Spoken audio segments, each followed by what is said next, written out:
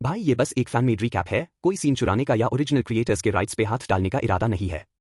तो चिल मारो और अगर पसंद आए तो ऑफिशियल वाले को सपोर्ट करो। सबको लगता था कि वह एक अकेला अनाथ है, लेकिन उसकी जिंदगी तब बदल जाती है जब उसकी बचपन की क्रश एक सुपर खतरनाक जासूस निकलती है और उससे शादी कर लेती है। असानो एक खुशहाल लड़का था, लेकिन एक दिन सब कुछ बदल गया जब उसकी पूरी फैमिली एक दुखद कार एक्सीडेंट में मारी गई। वह अकेला था जो जख्मों और पट्टियों के साथ बच पाया। ये उसे इतना डरा देता है कि वह कोई दोस्त नहीं बनाना चाहता क्योंकि वह उन्हें चोटिल होते नहीं देख सकता। उसके साथ रहने का फैसला करने वाला एकमात्र व्यक्ति उसका बचपन का दोस्त मुत्सुमी युजाकुदा है, जो एकमात्र व्यक्ति है जिससे वह कभी बात करता है। तब से कई साल बीत चुके हैं और वे दोनों हाई स्कूल में आ गए हैं, लेकिन क्लास में एक महीना बीत जाने के बाद भी वह किसी से दोस्ती करने से मना कर देता है। इन लड़कों का एक छोटा समूह उसे लगातार बाहर घूमने और दोस्त बनने के लिए कहता है, लेकिन वह हर दिन उन्हें मना कर देता है। जबकि मुत्सुमी सभी के साथ दोस्ताना हो गई है और एक हाई स्कूल आइडल बन गई है जो हर लड़के की क्रश है। वह असानो के पास जाती है और उसके साथ बैठकर खाना खाती है और उसे कहती है कि कभी कभी लड़कों के साथ बाहर जाया करो क्योंकि वे दोस्ताना लगते हैं। लेकिन असानो किसी से दोस्ती करने से मना कर देता है और उल्टा कहता है कि अगर वह इतनी दोस्ताना है तो उसने उस तीसरे साल के लड़के के साथ क्यों नहीं गई जिसने उससे प्यार का इजहार किया था। वो उसे बताती है कि उसे कोई दिलचस्पी नहीं थी और अपना लंच बॉक्स निकालती है, लेकिन जैसे ही वह करने वाली थी उससे कौन है। स्कूल के वाइस प्रिंसिपल ने निवाला रोक लिया और उसे खाने लगे। असानो हैरान है क्योंकि उसने उन्हें आते हुए नहीं सुना। तबकि नाराज मुत्सुमी उन्हें जाने के लिए कहती है। वो उसे बताता है कि वो उसके स्वादिष्ट घर के खाने से खुद को रोक नहीं सकता, लेकिन बताने से पहले जाने का फैसला करता है। स्कूल के बाद असानो को अपने चेंबर में मिलने के लिए कहा। बाद में उस दिन असानो अपने ऑफिस की ओर जाता है, यह समझ नहीं पाता कि वह क्यों चाहता है। वह कमरे में प्रवेश करता है और हिजा द्वारा स्वागत किया जाता है, जिसने चाय तैयार की है और उससे बैठने के लिए कहता है।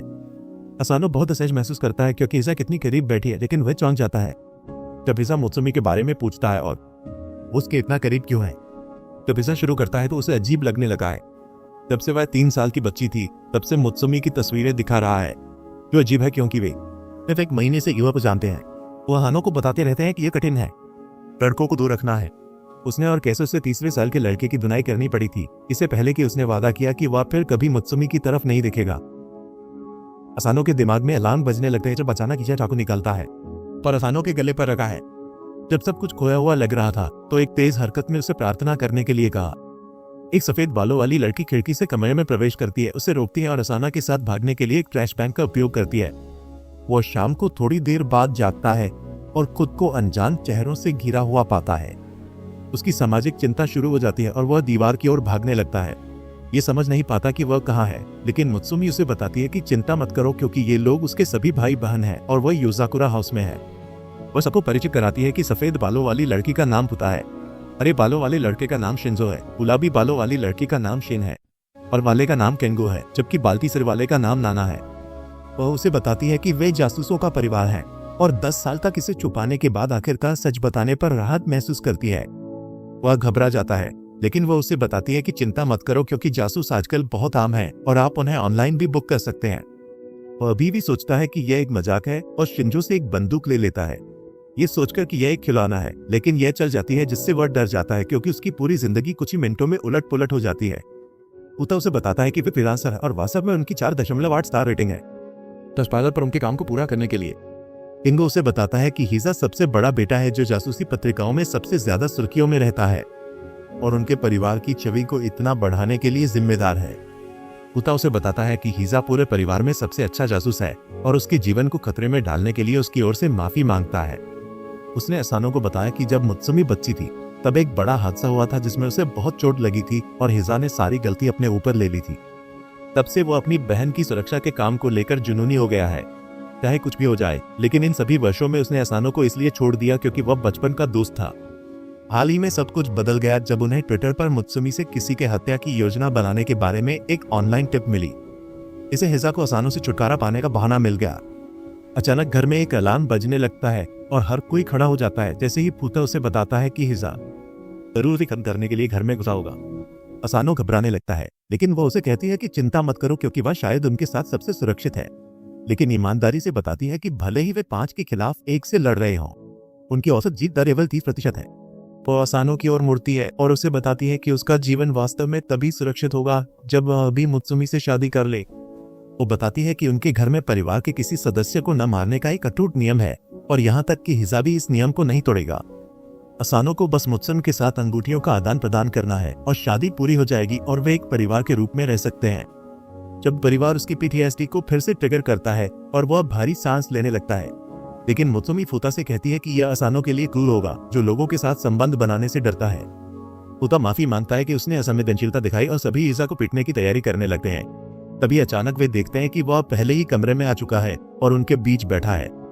वह शिंजो की ओर मुड़ता है और उसे बताता है कि उसने उसके सारे जाल नष्ट कर दिए हैं और असानो को सौंपने के लिए कहता है, लेकिन फूता उसके पास आकर उसकी टाई पकड़ लेता है।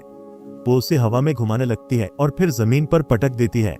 जैसे ही शिंजो अपने रोबोटिक हाथों से उसे दबा देता है और नाना कुछ स्टेरॉइड लेकर उसके चेहरे पर मुक्का मारती है, जबकि केंगो और शिन असानो को अपने साथ ले जाते हैं। दुर्भाग्य से हिजा को कोई चोट नहीं लगी और वह अपनी विशेष चाल का उपयोग करके दोनों को उड़ा देता है, जबकि वह खड़ा होकर उन्हें बताता है कि वे अपने हमलों में बहुत सारे अंतर छोड़ देते हैं। असानो ये देखकर हैरान है कि वह कितना मजबूत है ये लोग हैं, जबकि फूता उन्हें बताती है कि वह उन्हें कुछ समय दिलाएगी। उसके पास दौड़ती है जैसे ही हिजा अपनी स्पाइडर वायर क्षमता का उपयोग करके उसके सभी हमलों को रोकता है और उसे बांध देता है छत तक। चेन केंगो से कहती है कि असानो को कहीं छुपा दे, जबकि वह अपना फोन निकालती है और कुछ ड्रोन सक्रिय करती है जो नीचे उतरते हैं। छत से हिजा पर गोलीबारी करता है। इस बीच टेंडो उन्हें एक अलग कमरे में ले जाता है और मुत्सुमी के साथ मिलकर वे असानो को एक छिपे हुए चित्र फ्रेम के पीछे रख देते हैं। थोड़ी देर बाद युवा कमरे में प्रवेश करता है, सभी ड्रोन को बिना एक खरोंच के नष्ट करने के बाद, और पाता है कि मुत्सुमी और असानो कमरे में साथ हैं। वो उसे लड़के को सौंपने के लिए कहता है, लेकिन वह बंदूक के साथ उनके कुत्ते के साथ उसकी ओर दौड़ने लगती है। लेकिन हिजा उनसे बहुत आगे और उससे अपने तारों से बांध देता है और उसका मुखौटा हटाकर टेंगो को प्रकट करता है। ये जानते हुए कि इसका कोई फायदा नहीं है, मुत्सुमा खुद को असानो के वेश में प्रकट करता है और हिजा से कहता है कि असानो से उसे कोई खतरा नहीं है। लेकिन हिजा उसे बताता है कि असानो को नुकसान न पहुंचाने का सिर्फ एक ही तरीका है और वो यह है कि अगर वह कभी अपने घर से बाहर न जाने का वादा करे। यह उसे चौंका देता है जब हिजा उसकी ओर बढ़ने लगता है। उसे बताता है कि उसके कभी दोस्त नहीं होंगे, कभी कोई रोमांस नहीं होगा, कोई मजा नहीं होगा और यहाँ तक कि वो अपनी इंटरनेट की सुविधाएं भी खो देगी, लेकिन कम से कम इससे यह सुनिश्चित होगा कि वह हमेशा सुरक्षित रहेगी। वो उसे गले लगाता है जब वह रोने लगती है, क्योंकि उसे पता है कि कोई और विकल्प नहीं है। लेकिन असानो, जो सब कुछ एक छेद से देख रहा था, खुद को प्रकट करता है और मुत्सुमी से कहता है उसे यह नहीं करना है। हिजा उसे कहता है कि दफा हो जाओ क्योंकि अब उसे जरूरत नहीं, लेकिन असानो मुत्सुमी पर चिल्लाता है कि उसे अंगूठी दे दे क्योंकि वह तैयार है उसे परिवार बनाने के लिए। मुत्सुमी खुशी के आंसू बहाते हुए एक अंगूठी निकालती है और उसे असानो की ओर फेंकती है, जो उसे पकड़ने के लिए आगे कूदता है। लेकिन उनकी निराशा के लिए हिजा बहुत तेज है और अपने मकड़ी के तारों का उपयोग करके उसे और अंगूठी दोनों को फंसा लेता है। आखिरी पल में जब हिजा को लगा कि सब कुछ आखिरकार खत्म हो गया है, असानो उसे अपनी दृढ़ता और ताकत दिखाता है, अपने हाथों को तारों से काटते हुए भी। लेकिन वह अंगूठी पकड़ लेता है और उसे अपनी उंगली में पहन लेता है। शादी को पूरा करते हुए और आधिकारिक तौर पर परिवार का सदस्य बन जाता है।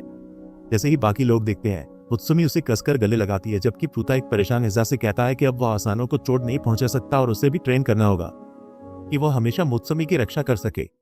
उस रात बाद में असानो वापस जाने के लिए उठता है और भले ही फूता ने उसे घर छोड़ने की पेशकश की, वह मना कर देता है और साथ में घर जाने का फैसला करता है, क्योंकि उसे लगता है कि उसे अभी अधिक मानसिक समर्थन की जरूरत है।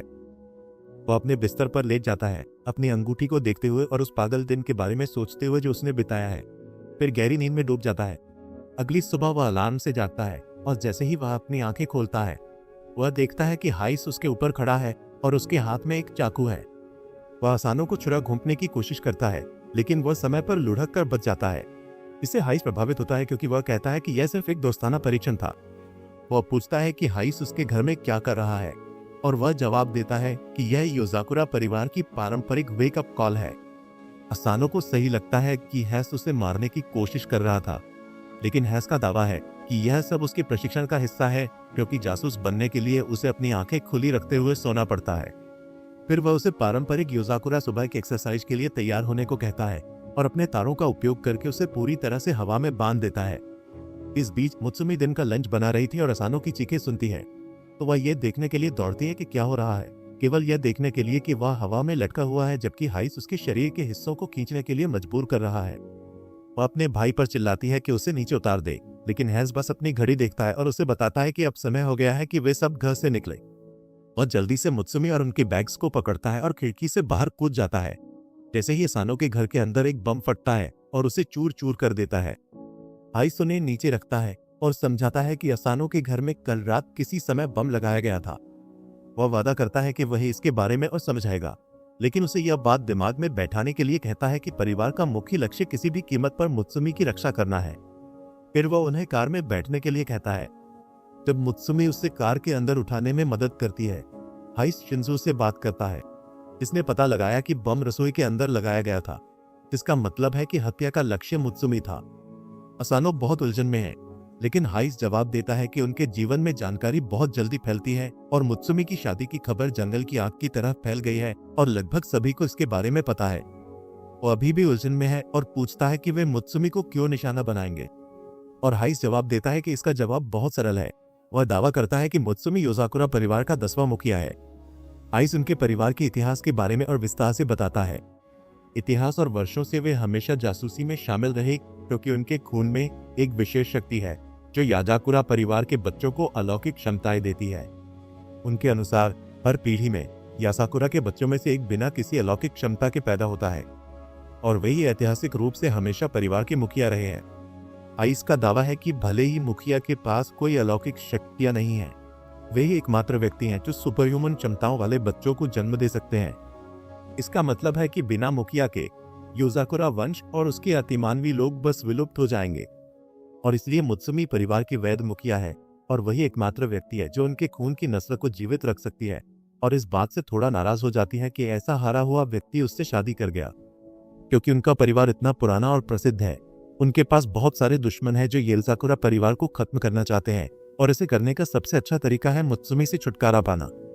जब वह यह कह रहा था, एक कार उनके पीछे आती है और कुछ लोग रॉकेट लॉन्चर लोड करके फायर करते हैं। उसे ड्राइवर समय पर बचा लेता है। असानो डर जाता है, जबकि हाई पूरी तरह से शांत रहता है जब उनकी कार पर कई मशीन गनों से गोलीबारी होती है।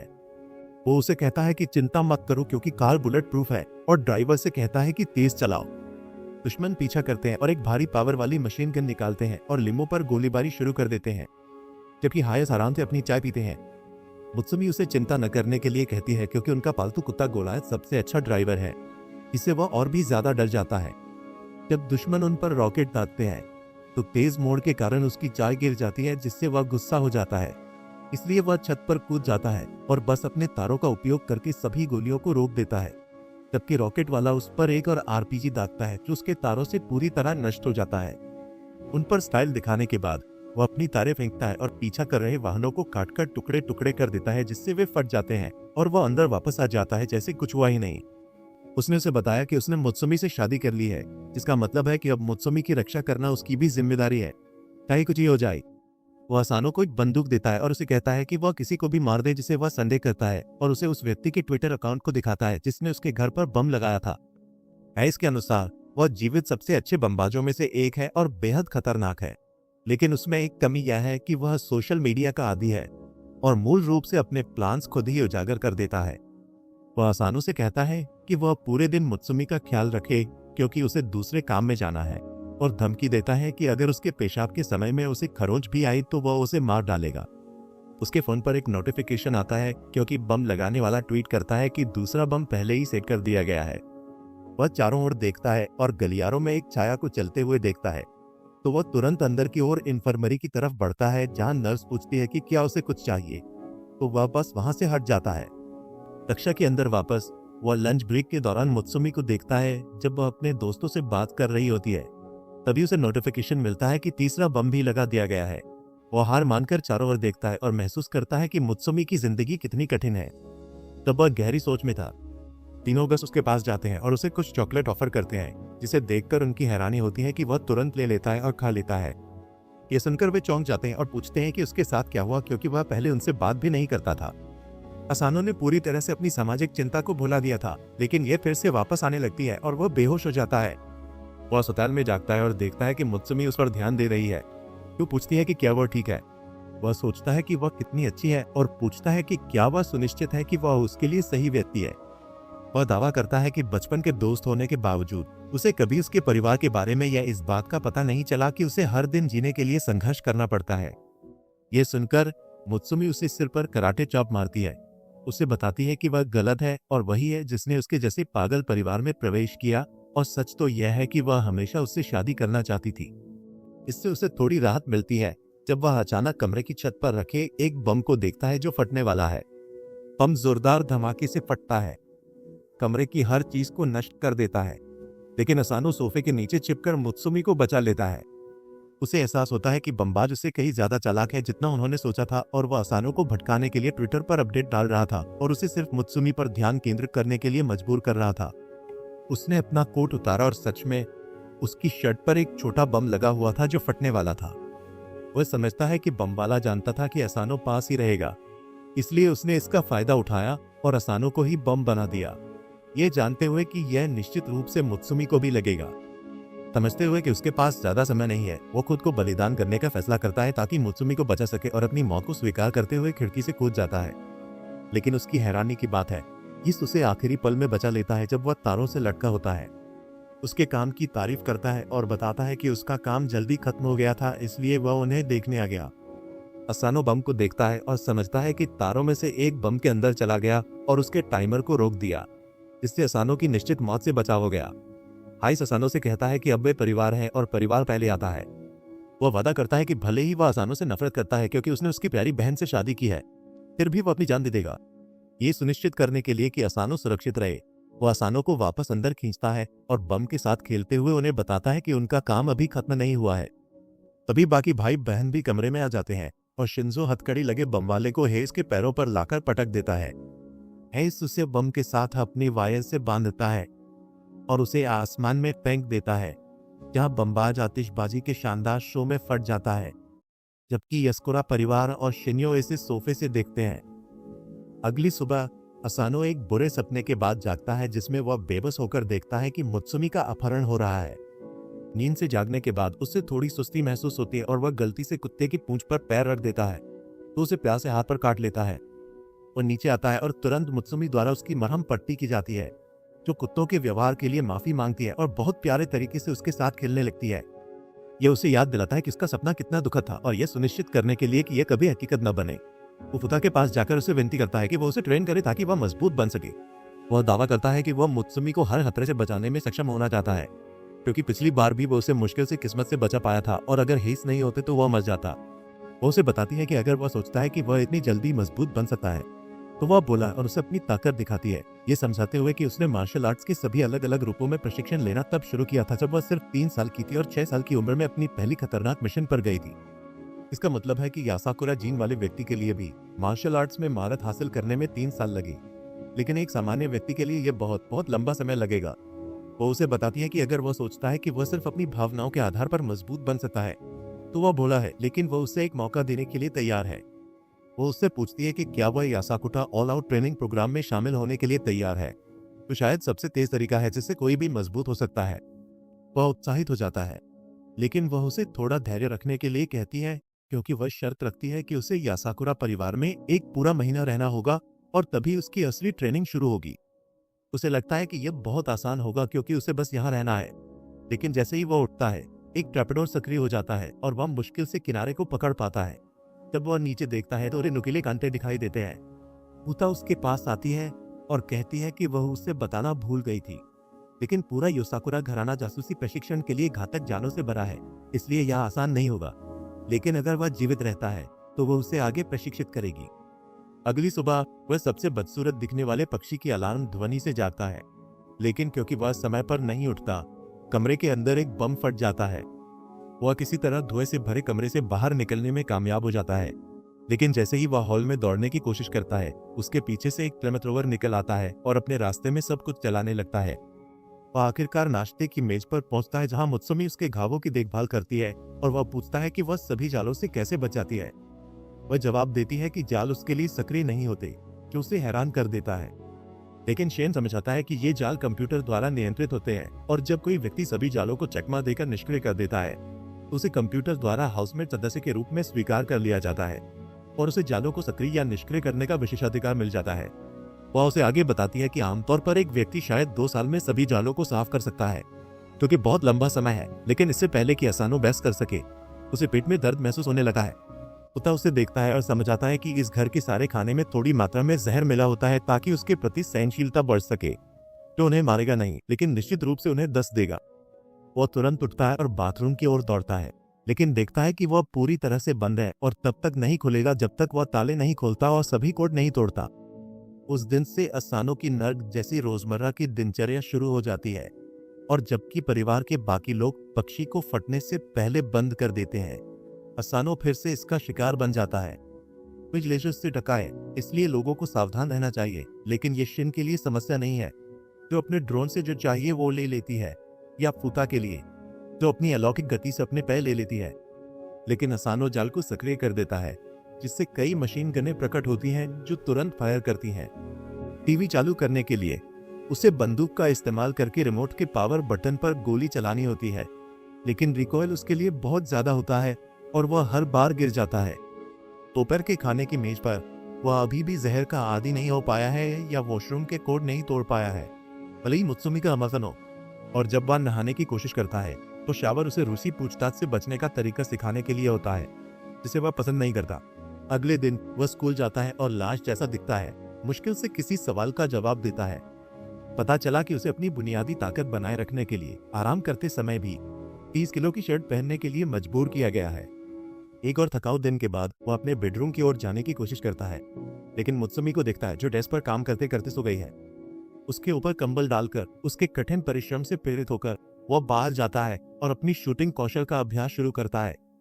मुत्सुमी जाग जाती है और उसे अंदर ले जाती है, जहां वह उसे चाय ऑफर करती है और कहती है कि आराम से रहे क्योंकि उसने पहले भी उसकी रक्षा की है।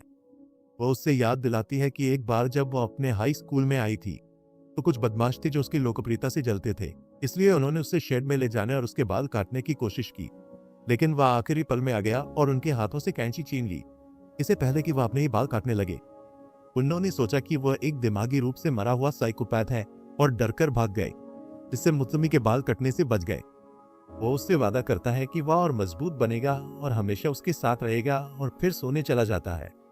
कुछ हफ्ते बीत जाते हैं और उसने आखिरकार पक्षियों से निपटना सीख लिया है। उन्हें आसानी से बंद कर देता है और लेजर ट्रैप्स को आसानी से चकमा देकर लिविंग रूम में चला जाता है। फिर पिस्तौल उठाकर टीवी चालू करने के लिए पावर बटन पर गोली चलाता है। किंजो उसकी कौशल की तारीफ करता है, लेकिन असानो जवाब देता है कि वह अभी भी चैनल नहीं बदल सकता। तभी शिन कमरे के अंदर आता है और शिंजो को असानो की प्रगति रिपोर्ट देता है जब से वह यहाँ आया है। बाद में उस दिन टबहेड उसे सिखाता है कि जहरीली गैस के जाल से कैसे बचा जाए, और वह बुनियादी जहरीले खाने से भी बचने में सक्षम हो जाता है। लेकिन जब वह दूध पीने की कोशिश करता है तो वह फिर से बीमार हो जाता है और वॉशरूम की ओर भागता है, केवल फिर से कोर्ट्स में फंसने के लिए। अचानक उन्हें एहसास होता है कि कुछ गड़बड़ है और वे उसे फर्श पर मुश्किल से होश में पाते हैं। उड़ा तुरंत उसे चिकित्सा कक्ष में ले जाता है, जहां वे उसकी जांच करते हैं और पता चलता है कि उसे थकावट के कारण बुखार हो गया है। फिर वह कुछ नोटिस करती है और उसकी त्वचा को फाड़ देती है, जिससे पता चलता है कि वह एक नकली बॉडी सूट पहने हुए था। असल में वह ट्रेनिंग से पूरी तरह से घायल और चोटिल था। वह नहीं चाहता था कि मुत्सुमी चिंता करे, इसलिए उसने फरी से उसे एक बॉडी सूट बनाने के लिए कहा। पार्टी वाले से ठीक होते समय वो उसे बताती है कि उसके परिणाम असाधारण थे और उन्हें बिना खुद को मौत तक ट्रेनिंग किए हासिल नहीं किया जा सकता था। वो उसे आराम करने के लिए कहती है और उसे कोडिंग की किताब देती है। वो उसे बताती है कि उसे तब तक बिस्तर पर आराम करना होगा जब तक वह किताब पूरी तरह से नहीं पढ़ लेता, और तभी उसे फिर से प्रशिक्षण में भाग लेने की अनुमति है। एक हफ्ता बीत जाता है और आखिरकार वह वॉशरूम के ताले खोलने में सफल हो जाता है, जिससे सभी जश्न मनाते हैं क्योंकि उसने आखिरकार युदा ओजाकुरा हाउस मेंबर टेस्ट पास कर लिया है और अब कंप्यूटर द्वारा स्वीकार कर लिया गया है। उसके डर के मारे शिंजो एक 100 किलो की शर्ट निकालता है और दावा करता है कि वे तीव्रता बढ़ा सकते हैं। अब जब शियोन जालों की कठिनाई को सामान्य से कठिन में बदलता है तो उसे एहसास होता है कि उसकी रोमांचक यात्रा अभी शुरू ही हुई है, क्योंकि उसे खुद को और मुत्सुमी को हर खतरे से बचाने के लिए अभी लंबा रास्ता तय करना है। अगली सुबह मुत्सुमी फिर से नाश्ता बनाती है, जबकि असानो रसोई में अपने अंतर्वस्त्र पहनने की कोशिश करते हुए प्रवेश करती है। वो उसे ऐसे देखती है जैसे वह कोई अजीब व्यक्ति हो और उसे बताती है कि उसे अपनी अजीब कल्पनाओं और इच्छाओं की चिंता करनी चाहिए, क्योंकि चाहे वे कितनी भी परेशान करने वाली क्यों न हो। उससे तलाक नहीं ली। वो दावा करता है कि यह सब एक गलतफहमी और वो सिर्फ अपनी भेष बदलने की प्रैक्टिस करना चाहता है।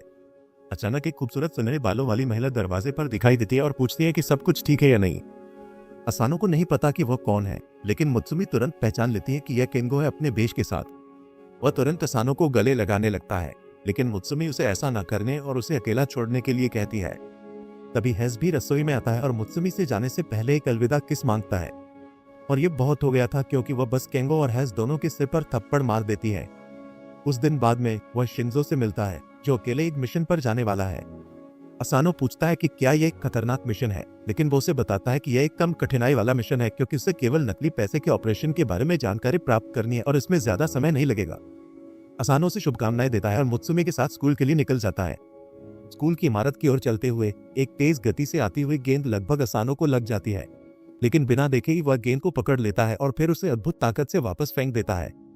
दोपहर में बाद में वह और मुत्सुमी छत पर लंच करने जाते हैं, जब मुत्सुमी उसे बताती है कि उसे अभी तक पता नहीं है, लेकिन उसकी ताकत और कौशल प्रशिक्षण के कारण बहुत बढ़ गए हैं। वह अब इतनी चुपचाप चलता है कि लोग उसे निंजा बुलाने लगे हैं। उसके बाद वह पूछती है कि क्या वह आज स्कूल के बाद फ्री है, क्योंकि उसे अपने काम में कुछ मदद चाहिए। असानो सहमत होती है और घर लौटती है, जहां वह अपनी डेस्क पर बैठकर कागजात पर मुहर लगाना शुरू करती है और असानो को निर्देश देती है। जैसे जैसे वह और अधिक दस्तावेज लाता है, जिन्हें वह सुपर हाई स्पीड पर पढ़ता है और उनमें त्रुटियां और अन्य समस्याएं भी ढूंढता है। वह असानो को अपना पीए बनाती है और उसे कुछ निवेशकों को ईमेल भेजने के लिए कहती है ताकि उनके स्टॉक्स बढ़ सके, क्योंकि असानो को हाइस के जाली तरह के कागजात नजरअंदाज करने के लिए कहती है।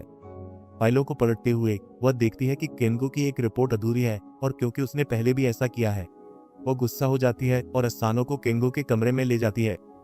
कमरा उसके कपड़ों से पूरी तरह भरा है, जहां वे कुछ नहीं देख सकते। मुत्सुमी उससे बाहर आने के लिए कहती है और वह जादुई रूप से अपने कपड़ों के ढेर के ऊपर प्रकट होता है। मुत्सुमी उसे रिपोर्ट पूरी करने और तुरंत जमा करने के लिए कहती है। केंगो से गंभीरता से नहीं लेता और बस अपने सुशी खाने लगता है, जबकि मुत्सुमी से कहता है कि दादी की तरह व्यवहार करना बंद करो। इससे वह नाराज हो जाती है और कुछ एजाकोरा स्टाइल सजा देने के लिए अपनी हथकड़ी उठा लेती है।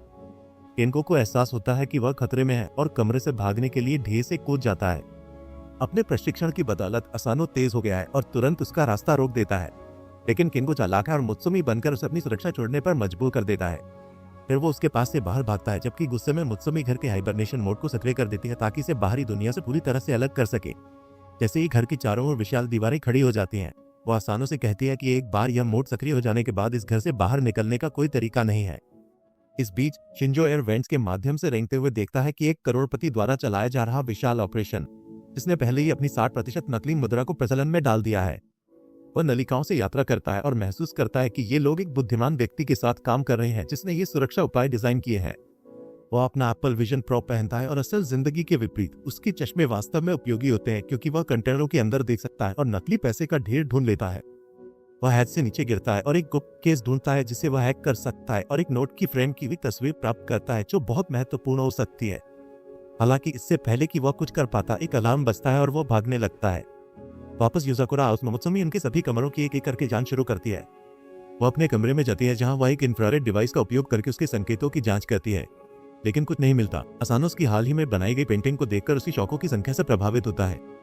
फिर वे शियोन के कमरे की ओर बढ़ते हैं, जो एक शारीरिक खेल खेल रही है जिसमें वह बहुत अच्छी नहीं है। फिर वे बकेट हीट के कमरे में जाते हैं, जो उन्हें बताता है कि अगर उसने केंगो को देखा तो वो उसे उड़ा देगा।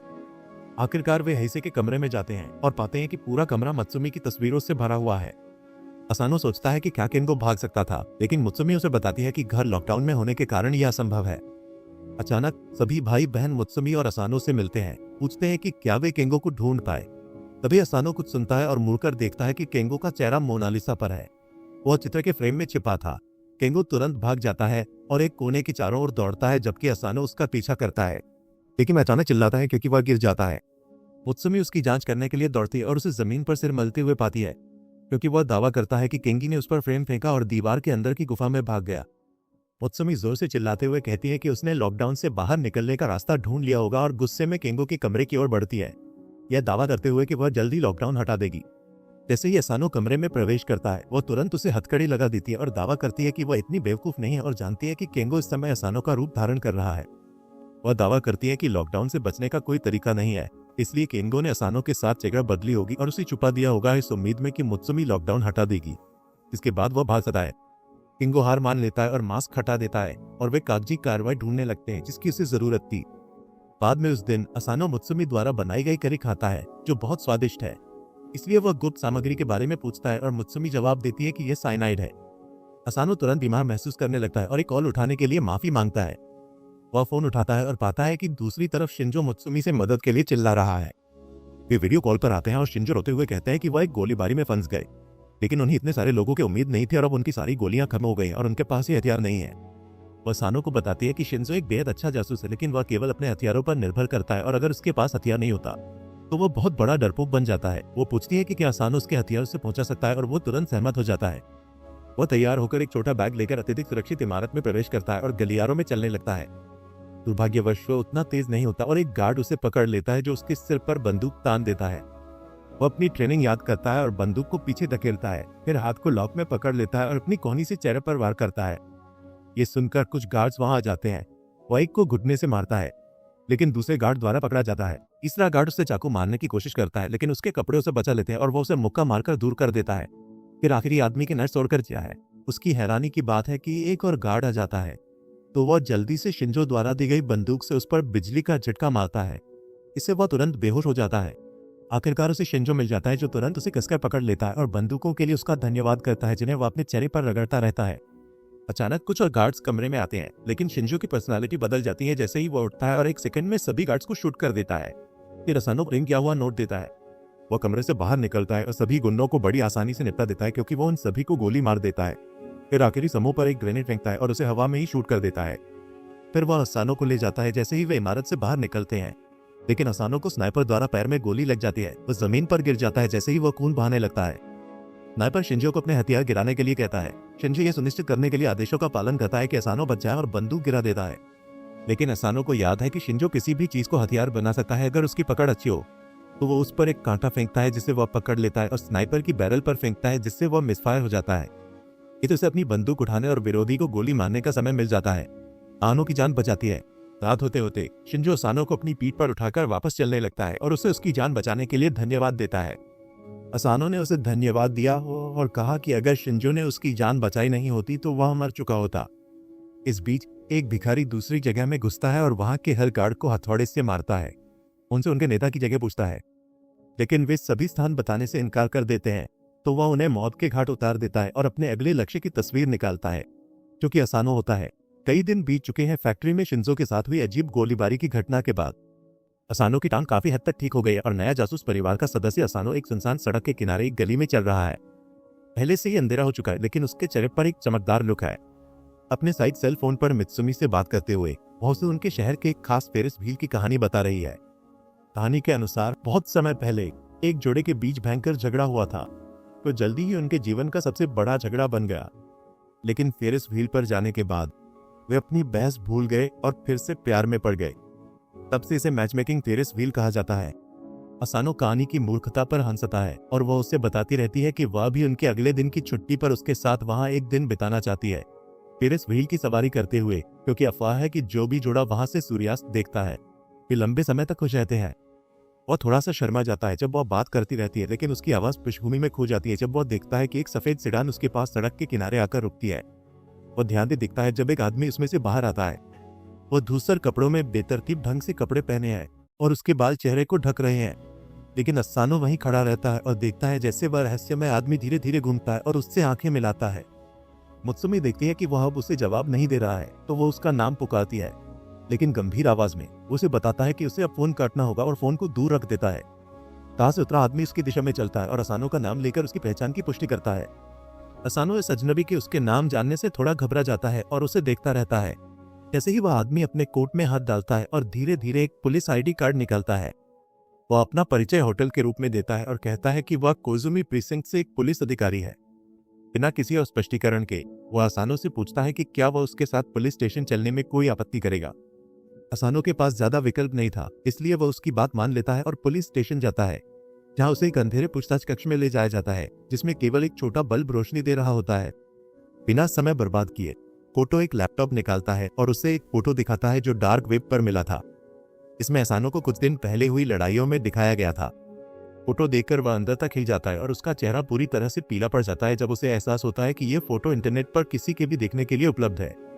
उजाकुरा भाई बहनों ने उसे आश्वासन दिया था कि वे सभी गुप्त गतिविधियों और मिशनों को छुपाने में बहुत सावधान रहते हैं। तो फिर उसकी फोटो डार्क वेब पर कैसे पहुंच गई? फोटो उसे तस्वीरें दिखाता रहता है जो स्पष्ट रूप से असानो को अवैध हथियारों का उपयोग करते हुए निजी संपत्ति में घुसते हुए सार्वजनिक सड़कों पर कार का पीछा करते हुए दिखाती हैं, जहां मित्सुमी का पालतू जानवर कार चला रहा था और साथ ही जब उसके स्कूल में सीलिंग बम फटा था तब भी वह मौजूद था। असानो सोचता है कि वह वास्तव में इन घटनाओं में से आधे के पीछे नहीं था, लेकिन जब ओटो उसे सवाल करता है और उसे सभी अपराधों का दोषी ठहराता है तो वह चुप रहता है।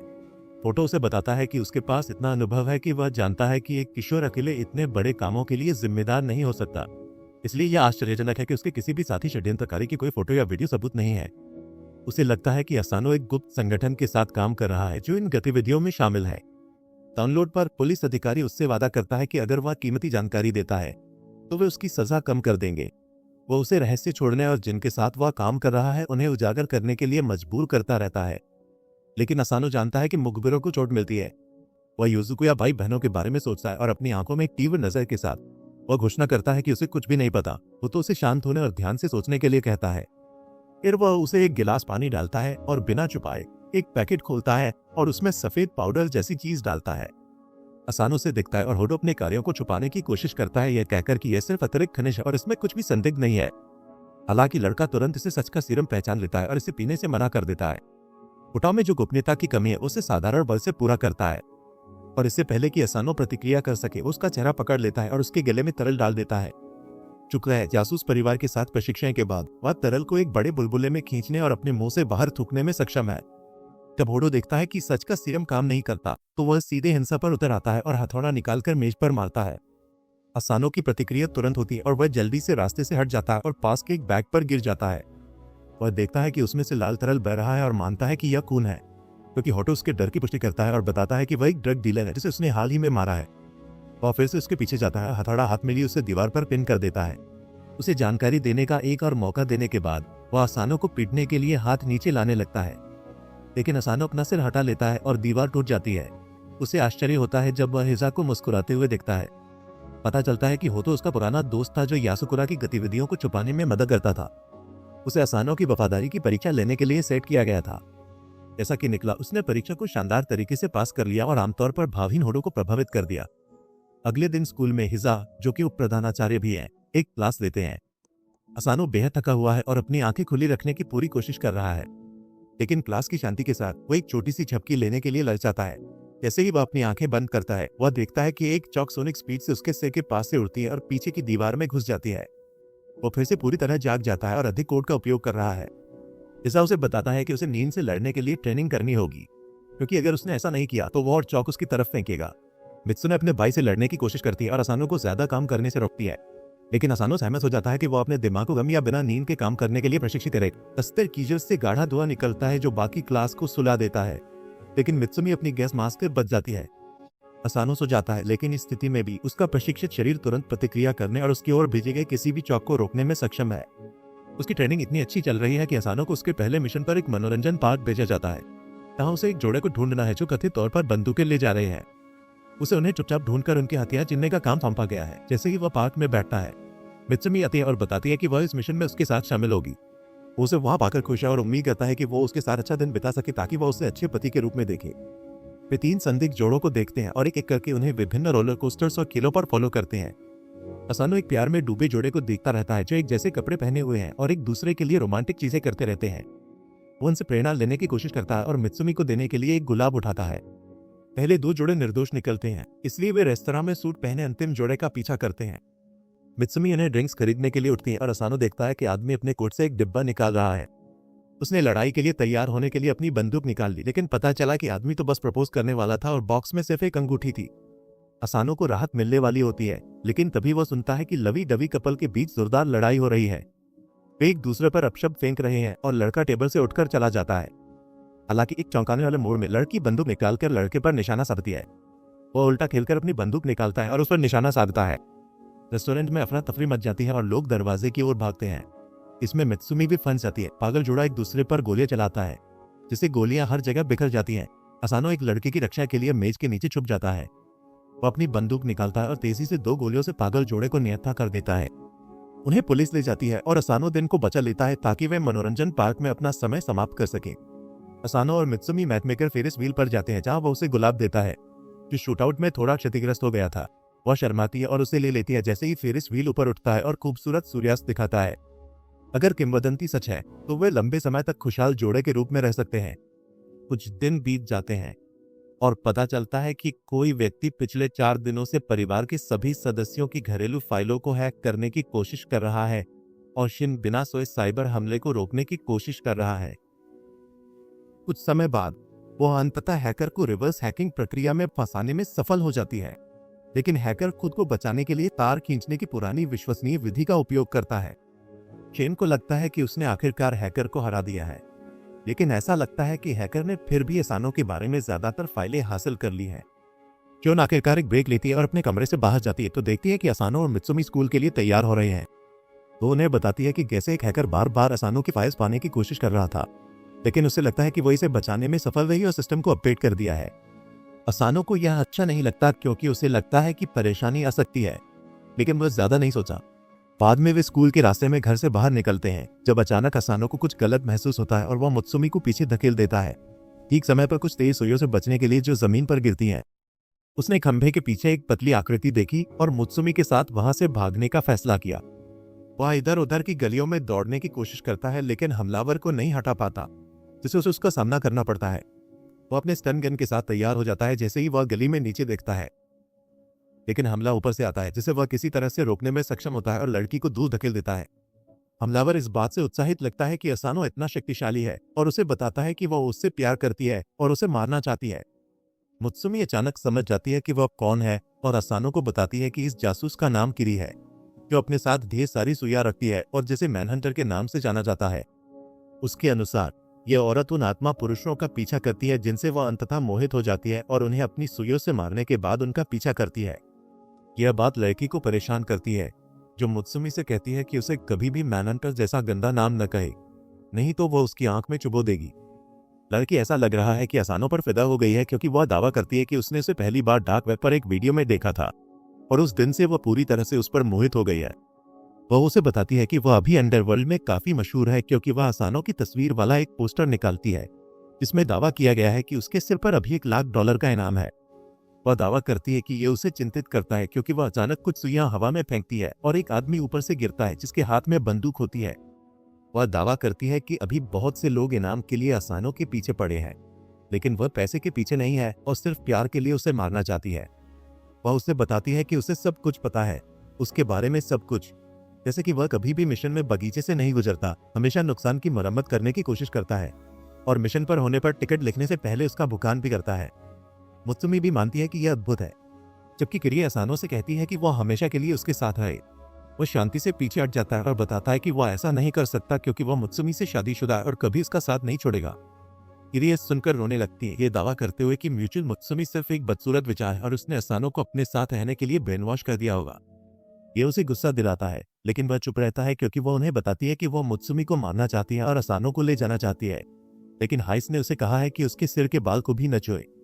यह उन्हें भ्रमित करता है क्योंकि मुत्सुमी पूछती है कि क्या हाइस को इस सब के बारे में पता है।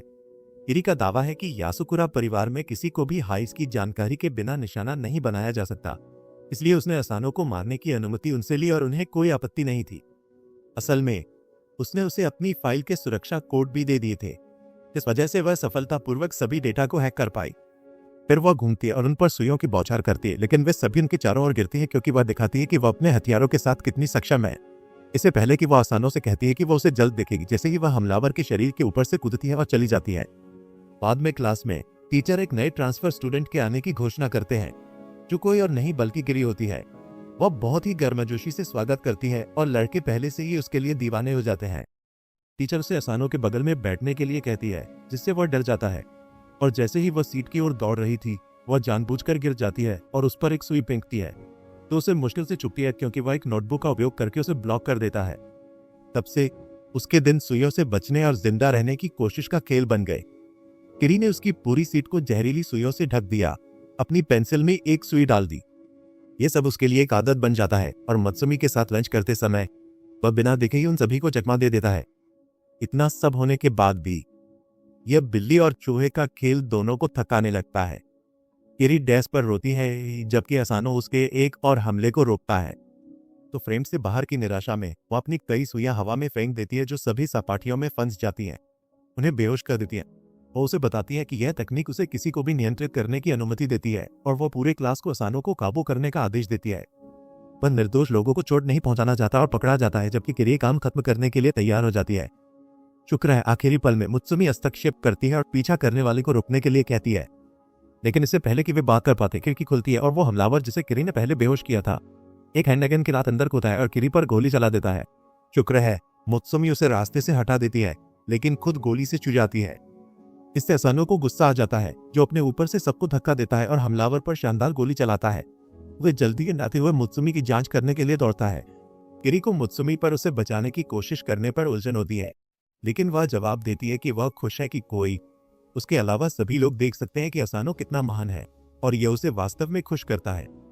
जल्द ही वह मुत्सुमी से अलग न हो पाने वाली बन जाती है और उसका नया लक्ष्य असानो को मारना बन जाता है ताकि वह मुत्सुमी को पूरी तरह से अपने लिए रख सके। यह उसे परेशान करता है, लेकिन मुत्सुमी उसे कहती है कि उसे अपनी छोटी बहन की तरह समझे और कुछ नहीं। कुछ दिनों बाद शिन असानो को उसके कमरे में बुलाती है और कहती है कि वह उसके साथ कुछ खेल खेलना चाहती है, तो उसके प्रशिक्षण का भी हिस्सा होगा। मुत्सुमी उसे बताती है कि शिन अपने खेल को बहुत गंभीरता से लेती है और पिछली बार जब शिंजो ने उसके साथ खेलने की कोशिश की तो उसे लगातार 3 रातें जागना पड़ा था, इससे पहले कि वह बस बेहोश हो गया। असानो खेल खेलना शुरू करता है जहां शिन आगे बढ़ता है और दुश्मनों को नष्ट करना शुरू करता है, जबकि असानो इसे समझने लगता है। जल्द ही वे अंतिम बॉस तक पहुंच जाते हैं, जो एक स्टीम इंजन निकलता है जिसे रोकना होता है। वे जितनी जोर से हो सके कीज को दबाते हैं और जल्द ही इंजन रुकने पर लेवल को क्लियर कर लेते हैं। अचानक खबर आती है और एक रिपोर्टर चिल्लाता है कि एक ट्रेन जिसे कुछ लोगों ने हाईजैक कर लिया था और जिसमें सैकड़ों मासूम लोग थे, वह अपने आप ही रुक गई और सभी हाईजैकर्स बेहोश पाए गए। इससे उससे एहसास होता है कि शेन असल जिंदगी के मिशनों को खेलों में बदल देता है, जहां कोई अतिरिक्त जीवन और दोबारा कोशिश नहीं होती।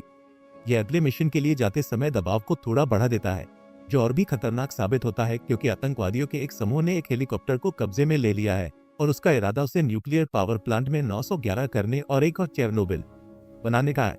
वह उसे अपनी पूरी कोशिश करने के लिए कहती है क्योंकि वह जटिल परिदृश्यों के बीच से रास्ता बनाना शुरू करती है और दुश्मनों पर हमला करती है।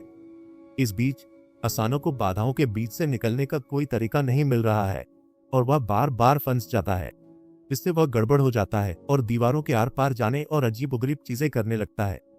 शेन इन सबको नजरअंदाज करती है और फाइनल बॉस की तरफ बढ़ने लगती है और हवा में कूदने के बाद वह बॉस को मारने वाला आखिरी वार करती है, उसे पूरी तरह से खत्म कर देती है। हैरानी की बात है कि मैच अभी खत्म नहीं हुआ है क्योंकि आतंकवादियों के पास प्लान भी था और उन्होंने उसे शुरू कर दिया। सैकड़ों ड्रोन एक साथ पावर प्लांट को नष्ट करना चाहते हैं, यहाँ तक कि शेन को भी लगता है कि यह उनके हाथ से बाहर हो सकता है। लेकिन असानो अपनी चालाकी से बॉस को औषधि से पुनर्जीवित करता है और फिर दुश्मनों की भीड़ को मारने के लिए इसका उपयोग करता है। उन्हें करिए से भी मदद मिलती है, जो अपने कंप्यूटर से जुड़ती है और मिलकर वे सभी ड्रोन को नष्ट कर देते हैं। खेल जीतते हैं और आतंकवादी हमलों को रोकते हैं। हालांकि शिन इस बात से खुश नहीं है कि असानो गड़बड़ियों का फायदा उठा रहा था, इसलिए वह उसे लगातार 2 रातों तक अपने साथ खेलने के लिए मजबूर करती है। इसके बाद वह भी बेहोश हो जाता है, ये सोचते हुए कि उसका अगला मिशन क्या होगा। कुछ दिन बीत जाते हैं और एक सुबह जब असानो अपना गिगाचेट ट्रेनिंग कर रहा था, जैसे कि वो अपनी पीठ पर 500 किलोग्राम वजन के साथ पुशअप्स कर रहा था, उसे नानाओ का फोन आता है जो दावा करता है कि उसे मदद की जरूरत है। असानो पूछता है कि क्या चल रहा है और नानाओ दावा करता है कि वह वर्तमान में एक गुप्त मिशन पर है, एक बुरी लैब में जहां वैज्ञानिक बायोवेपन्स बनाने की कोशिश कर रहे हैं। वह दावा करता है कि उन्होंने पहले ही एक गोली बना ली है जो अगर फट जाए तो 10 किलोमीटर के क्षेत्र में सभी को तुरंत मार सकती है। ये सब असानो के लिए काफी गंभीर है, लेकिन नानाओ इसके बारे में ऐसे बात करता है जैसे ये रोजमर्रा की बात हो। वह असानो को बताता है कि उसने अपनी केमिकल्स का इस्तेमाल करके पूरे लैब को सुला दिया, लेकिन उसे नहीं लगा कि उसके लिए शक्तिशाली बायोवेपन को बाहर लाना सुरक्षित होगा। इसलिए वह इसे एक चैंप की तरह निगलने का फैसला करता है और दावा करता है कि एक इंसान के शरीर में बहुत सारी प्राकृतिक सुरक्षा होती है और उसका शरीर खासकर इस तरह की चीजों से निपटने में अच्छा है और शायद इसे आसानी से निष्क्रिय कर देगा। उसका एकमात्र नुकसान यह है कि उसे तुरंत बहुत नींद आने लगती है और वह नशे में धुत व्यक्ति की तरह व्यवहार करने लगता है। वह असानो से कहता है कि उसे इस गुप्त लैब से लाने के लिए आना होगा क्योंकि वह नहीं चाहता कि वैज्ञानिक और सुरक्षा उसे सोते हुए ढूंढ ले। असानो तुरंत उससे उसकी लोकेशन के बारे में पूछता है, लेकिन वह सोने से पहले उसे एक खुशहाल अधूरी लोकेशन ही देता है। असानो चिंतित हो जाता है और तुरंत तैयार होकर लैब की लोकेशन के लिए निकल जाता है और किसी तरह लैब के सामान्य स्थान के अंदर पहुंच जाता है। लेकिन उसे यह थोड़ा अजीब लगता है क्योंकि अब तक सब कुछ बहुत आसान लग रहा है और उसने किसी को नहीं देखा है। और कोने के चारों ओर मुड़ता है और देखता है कि कुछ गार्ड्स फर्श पर बेहोश पड़े हैं। यदि वह बंदूक ताने हुए इलाके से गुजरता है, वो सोचता है कि क्या यह सब नानाओ का काम है, लेकिन उसे नहीं लगता कि नानाओ इस तरह से अपना काम करता है। वह क्षेत्र से गुजर रहा होता है जब अचानक उसे गार्ड की आवाज सुनाई देती है, लेकिन उससे पहले कि वह कुछ कर पाता, एक भारी चेन गार्ड को मारती है और उसे तुरंत बेहोश कर देती है। वो युवा आदमी छाया से बाहर आते हैं जो असानो को जानते हुए लगते हैं क्योंकि वे पूछते हैं कि क्या वह भी किसी मिशन पर यहाँ है। अरे बालों वाला लड़का जिसका नाम सुई असानो के पास आता है और अपने पीले बालों वाले दोस्त कोगा के रूप में परिचित कराता है और दावा करता है कि वे दोनों एक सरकारी खुफिया इकाई के लिए काम करते हैं। असानो को याद है कि उसने इन सरकारी जासूसों के बारे में सुना था जो अपने काम में शीर्ष स्तर के माने जाते हैं। सुई का दावा है कि उन्हें लैब को निष्क्रिय करने के लिए भेजा गया था और ओगा से पूछता है कि क्या वह कुछ सुन सकता है। ओगा की सुनने की क्षमता बहुत अच्छी लगी है क्योंकि वह तुरंत दुश्मन को महसूस कर लेता है। सुई असानो को शुभकामनाएं देते हुए आगे बढ़ता है, लेकिन ओगा की कुछ और योजनाएं हैं क्योंकि वह असानो को पकड़ लेता है, ये कहते हुए कि उन्हें सहयोगियों की जरूरत हो सकती है। असानो को इस अस्थायी अकेले गठबंधन के बारे में कैसा महसूस करना चाहिए ये नहीं पता, लेकिन उसे पता है कि वे उसके दुश्मन नहीं है। जैसे ही वे गार्ड्स को आसानी से हटा देते हैं, आखिरकार वे अंदरूनी लैब पे होकर गुजरते हैं और असानो तुरंत अंदर जाकर नानाओ को जमीन पर लेटा हुआ पाते हैं। वह उसकी जांच करता है और पता चलता है कि वह अभी भी जीवित है लेकिन बुरी हालत में लगता है। तभी अचानक चैन नानाओ उड़ती है। शुक्र है असानो तुरंत चाकू से उसे हटा देता है जो टूट जाता है और उसके हाथ को चोट पहुंचाता है। वह पूछता है कि उनके साथ क्या गलत है, लेकिन सुई जवाब देती है कि उन्हें लैब को निष्क्रिय करने के लिए भेजा गया है और उन्होंने नानाओ के साथ उसकी बातचीत को सुन लिया है। इससे उन्हें यह जानकारी मिली कि उसे बायोवेपन का सेवन किया है जो उसे खुद ही खतरा बनाता है जिसे निपटाना जरूरी है। असानो नानाओ के सामने आकर कहता है कि उन्हें पहले उससे होकर गुजरना होगा। जैसे ही वह अपना स्टन गन निकालता है, ओगा उसे ऐसा न करने के लिए कहता है। हालांकि सुई इतना उदार नहीं है और जेनिथ मिनित्सु द्वारा सिखाई गई विशेष थंडर ब्रीदिंग का उपयोग करता है ताकि वह असानो के माध्यम से आश्चर्यजनक गति से आगे बढ़ सके। जैसे ही वो उसकी बंदूक और उसके शरीर को काटता है, असानो जमीन पर गिर जाता है और बहुत अधिक खून बहने लगता है। ओगा इस बात पर सुई से काफी नाराज लगता है, लेकिन हरे बालों वाला लड़का उसे अपने इमोशंस को कंट्रोल में रखने के लिए कहता है क्योंकि वह नानाओ को मारने के लिए आगे बढ़ता है। असानो अपनी बची हुई ताकत इकट्ठा करता है और सुई से नानाओ को अकेला छोड़ने की विनती करता है, लेकिन सुई की ऐसी कोई मंशा नहीं है क्योंकि वह अचानक अपनी तलवार निकाल लेता है। अचानक नानाओ जाग जाता है और उन्हें बताता है कि उसने पहले ही विषाक्त पदार्थों को निष्क्रिय कर दिया है और वे उसके पसीने के परिणाम को टेस्ट पैच पर देख सकते हैं। वह सुई से कहता है कि अगर वह उसे मारना चाहता है तो पहले असानो को ठीक करने दे। हालांकि सुई शांत और संयमित लगता है क्योंकि वह दावा करता है कि अगर विष को निष्क्रिय कर दिया गया है तो उनका काम खत्म हो गया है और वह सबूत के रूप में टेस्ट पैच लेता है, उसे असानो को ठीक करने के लिए एक मरहम के साथ छोड़कर। नानाओ तुरंत असानो के पास जाता है और उसे होश में रहने के लिए कहता है, लेकिन असानो बहुत बुरी तरह से घायल है और बेहोश हो जाता है। कुछ दिन बीत जाते हैं और शुक्र है कि वह जिंदा है, लेकिन उसे हैइस द्वारा सजा भी मिल रही है जिसने उसे मोमबत्तियों के ऊपर लटका दिया है क्योंकि योजकुरा परिवार के सरकारी जासूसों द्वारा हारने के बारे में एक लेख आया है और रिपोर्टर का दावा है कि यह परिवार का पतन है। इससे हैइस को गुस्सा आता है, जिसे गूगल पर भी रिव्यू बम किया गया था, लेकिन इससे पहले कि वह कुछ कर पाता, मत्सुमी और नेट, फिर मैं उसे समझाऊंगा और असानो से किनकी बॉल गाग हटा दूंगा। मत्सुमी इसे चिंता न करने के लिए कहती है, लेकिन असानो का दावा है कि उसे यह सजा मिलनी चाहिए क्योंकि उसने योजाकुरा परिवार को निराश किया। वो उसे घुमाता है और दावा करता है कि वह सरकार के जासूसों को हराकर और अपनी हार का बदला लेकर इसे बेहतर बना सकता है। वह दावा करता है कि उनके पास विशेष कौशल है जो उन्हें बेहतरीन बनाते हैं और जासूसों की लड़ाई जानकारी पर होती है, इसलिए उसे उनसे जानकारी चुरानी होगी। अगले दिन एक आत्मा असानो सुई का पीछा करता है जो अपनी तलवार से एक बिगड़ैल के कपड़े फाड़ देता है। फिर असानो के पास जाकर पूछता है कि वह क्या चाहता है। असानो ये देखकर हैरान है कि उसकी पहचान इतनी आसानी से उजागर हो गई और वह ईमानदारी से जवाब देता है कि वह उससे सीखने के लिए यहाँ है। तो ये कहता है कि उसे वास्तव में कोई परवाह नहीं है और असानो जो चाहे कर सकता है। तुरंत बाद सुई वहां से निकलता है और तेज चलने लगता है, जिससे असानो को पीछे दौड़ना पड़ता है। असानो भीड़ में कूदकर उसके पास पहुंचने की कोशिश करता है, लेकिन सुई अपनी तलवार से उसके कपड़े उतार देता है।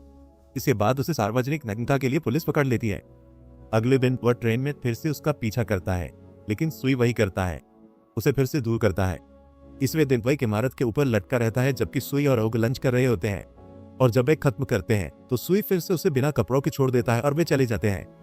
अगले दिन असानो उन्हें शाम तक पीछा करता है जब वे कुछ गुंडों से लड़ रहे होते हैं। असानो भी इनकी मदद करता है उन्हें हटाने में, जिससे ओगा प्रभावित होता है, लेकिन सुई फिर से उसे कपड़े उतारने की कोशिश करता है, लेकिन इस बार असानो थोड़ा बचने में कामयाब हो जाता है और यह सुनिश्चित करके अपनी इज्जत बचा लेता है कि उसकी पैंट अभी भी वहीं थी। ओगा इस पर हंसता है, जिससे सुई नाराज हो जाता है और वह वहीं पर दोनों की इज्जत लूट लेता है। उस शाम नानाओ रसोई में जाता है और देखता है कि हैस कुछ कुरकुरी पानी काट रहा है। नानाओ पूछता है कि क्या उसने असानो को देखा है और है कि स्थान पर आई व्यक्ति ने कहा कि उसने उसे सामने के दरवाजे पर बिना कपड़ों के पाया। नानाओ पूछता है कि क्या उसने असानो को वापस उसके बिस्तर में रखा, लेकिन हायस जवाब देता है कि उससे लगा असानो चॉपिंग बोर्ड के रूप में बेहतर काम करेगा। नानाओ उसे दूर धकेलता है और असानो को वापस टेबल पर रखता है, जहां असानो अपनी कमजोरी के लिए माफी मांगता है। नानाओ उसे बताता है कि वह बहुत कूल व्यक्ति है क्योंकि वह हमेशा अपने अनपेक्षित तरीके से काम करता है। इससे अचानक उसे सुई के बारे में कुछ एहसास होता है और वह उसे एक और दिन पीछा करने के लिए जाता है।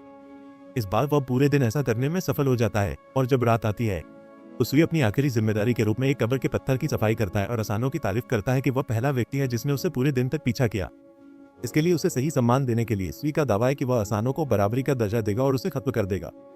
वह अपनी तलवार निकालता है और असानो पर फिर से हमला करता है जैसे पहले कई बार कर चुका है, लेकिन इस बार असानो उसका हाथ पकड़कर लॉक कर देता है और उसे आसमान में उछाल देता है।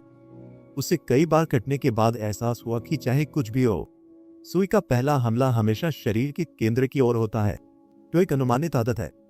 सुई आसानी से खड़ा हो जाता है जबकि असानो वहीं खड़ा रहता है क्योंकि उसे थोड़ा काटा गया था और खून बहने लगता है। सुई उसकी तारीफ करता है और ओगा से कहता है कि वह बाहर आकर असानो का इलाज कर सकता है। ओगा तुरंत असानो की मरहम पट्टी करता है क्योंकि वह आखिरकार सुई नाम की बाधा को पार कर लेता है। जल्दी सभी ने सुई के खिलाफ उसकी हार को भुला दिया, लेकिन जासूस अखबार ने उसकी नग्न दिखावे को पकड़ लिया और उसे एक विकृत कहा, जो एक नई समस्या है जिससे वह नहीं जानता कि कैसे निपटना है। भले ही मत्सुमी उससे वादा करती है कि वह उसे प्यार करेगी, भले ही वह एक विकृत हो। अगर आपको यह वीडियो पसंद आया हो तो पार्ट 8 के लिए सब्सक्राइब करना न भूलें और इस नए एनीमे को जरूर देखें। इसमें एक असफल हीरो परजीवी के हमले के बाद एक राक्षस में बदल जाता है, लेकिन सामान्य होने का नाटक करता है।